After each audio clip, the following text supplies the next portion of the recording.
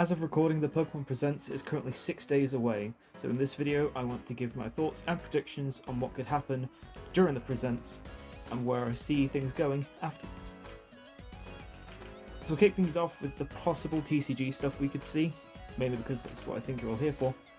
We're probably going to get a Pocket announcement for a new set, considering they do one every month, and the end of the month could be time for another one, so I see them announcing it next week. For the week after, probably on the 30th, because that's apparently been data mined. I still think they're releasing things way too soon. I feel like it's once a month is a bit too frequent. I feel like they could go to like once every month and a half, once every 2 months or so, and it should be fine.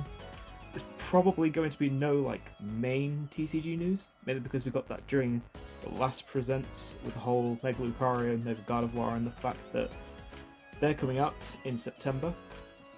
I feel like we're more likely to get main TCG news, if any, at Worlds, but who knows. We usually do get announcements at Worlds, so we can see like TCG stuff, Legends EA stuff, and whatever else.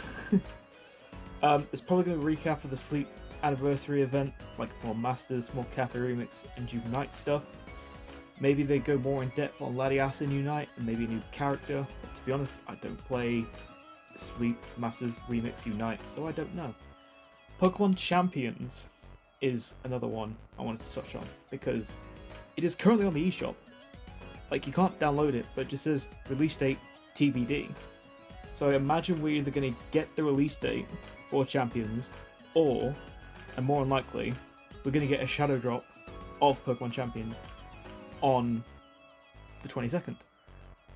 Mainly because, like, I don't think you'd do that without a release date. If you would, then fair play. But I don't see it before Legends EA, because you'd have to add in like any new megas that we're going to get from ZA. So we'll never know.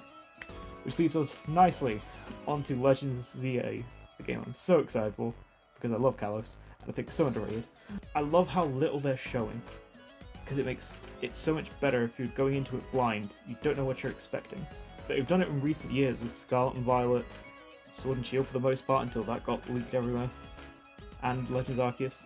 It was just good. They can't exactly show the box arts or the release date, since they already did that, which is, again, odd, but they've kind of done that on and off for the last few years anyway. Like, they did it with BDSP, and obviously now Legends EA, but besides from that, you could probably get a bit more gameplay, maybe a couple of new megas. I'm thinking, if you're on about like 2, I think you could reveal that would get people excited. You're probably talking Dragonite, this is the earliest pseudo that doesn't have anything, and we have like a Gen 6 mega, so thinking Harlucha, Noivern of course, I'd love a Mega Noivern. I think Emma being shown in the cover art, I think they'll try and expand on that, on what her role is in the game, maybe a bit more about Quasartico and what their whole thing is. Maybe a few more shots at Zygarde and see what Zygarde's got to do with the story. Apparently there's a Mega Zygarde. I'd be surprised if there wasn't a Mega Zygarde. That thing's going to be insane if it's the 100% form, because its base stats will probably go at like 800. But at the end of the day, we've got 3 months left to the Legends EA release. I don't think there's many more presents left.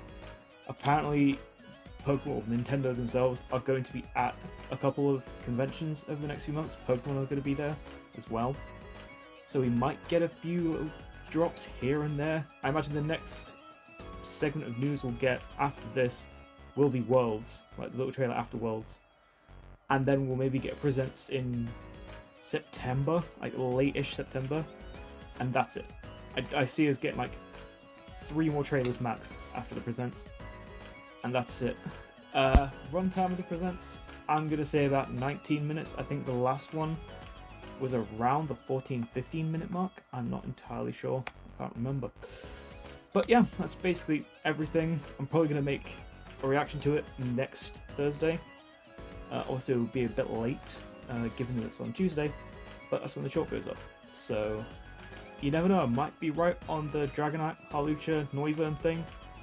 I'm actually very looking forward to it. But the main point of it being announced in May, I think it was, for now, I feel like something big kind of has to happen.